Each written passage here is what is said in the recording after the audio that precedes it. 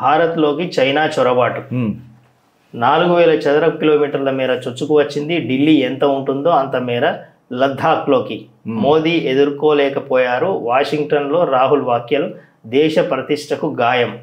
ఇది నిరూపిస్తే ఇంకోటి చూడు, భారత్లోకి చైనా చొరబాటు 4000 చదరపు కిలోమీటర్ల మేర చొచ్చుకు వచ్చింది అంటే రాహుల్ వ్యాఖ్యలను ఖలిస్తాన్కు సమర్థమే.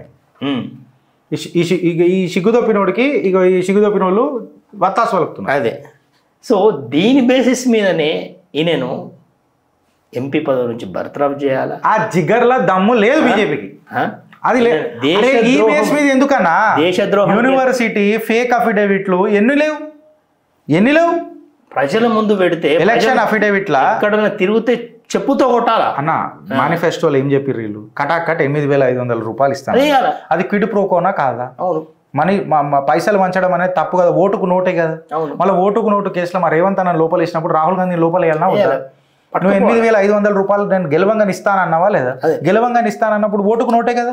వాళ్ళ ఎలక్షన్ కమిషన్ పీ కట్టలు కడుతుందా? రేవంత్ అన్న పోయేటప్పుడు ఇట్లా పట్టుకుపోవాలి. భారతీయ జనతా పార్టీ ఏంటంటే రాహుల్ గాంధీ ఉంటే జర మాకు చల్లగుంటా. మనోడు ఇప్పుడు చైల్డ్కి డేంజర్ అయిపోయాడు. యోగి ఆదిత్యనాథ్ గారు అన్నది కరెక్ట్, సుధాంశు త్రివేది గారు అన్నది కరెక్ట్. మనోడు డేంజర్ అయిపోయాడు, పప్పు నుంచి పాపాత్ముడు అయిపోయాడు. ఇది చాలా డేంజర్.